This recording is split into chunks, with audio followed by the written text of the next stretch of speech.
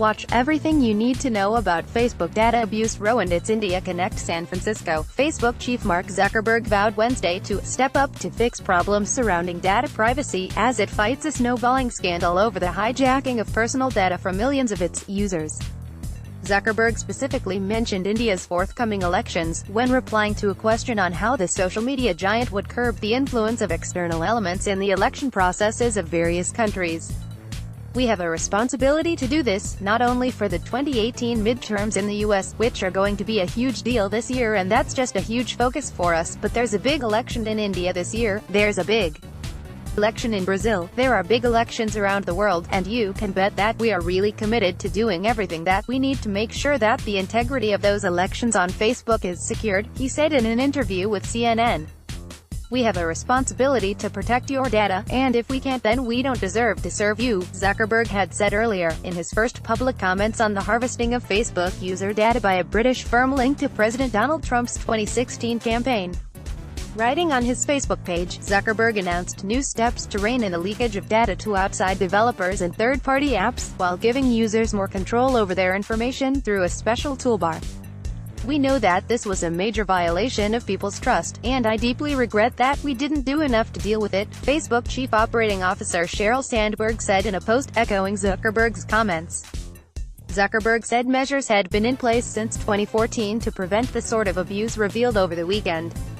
"But we also made mistakes, there's more to do, and we need to step up and do it," he said. The scandal erupted when a whistleblower revealed that British data consultant Cambridge Analytica (CA) had created psychological profiles on 50 million Facebook users via a personality prediction app, created by a researcher named Alexander Kogan. The app was downloaded by 270,000 people, but also scooped up their friends' data without consent, as was possible under Facebook's rules at the time.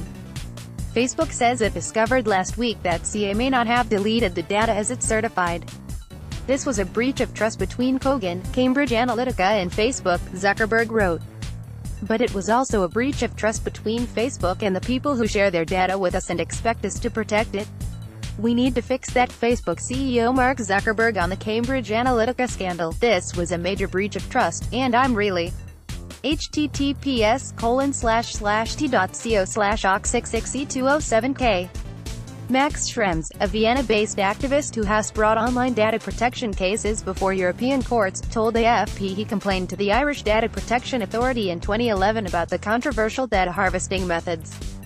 Schrems also recounted meeting with Facebook representatives the following year to discuss concerns around apps operating in this fashion.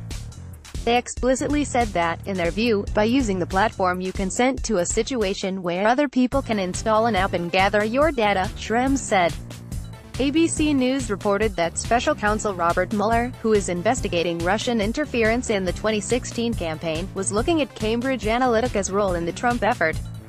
Citing anonymous sources, ABC said several digital experts who worked on Trump's campaign have held closed-door interviews with Mueller's team.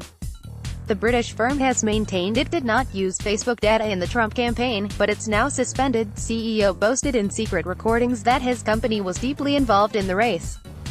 The data scandal has ratcheted up the pressure on Facebook, already under fire for allowing fake news to proliferate on its platform during the U.S. presidential election. A movement to quit the social network gathered momentum, while a handful of lawsuits emerged which could turn into class actions in a costly distraction for the company.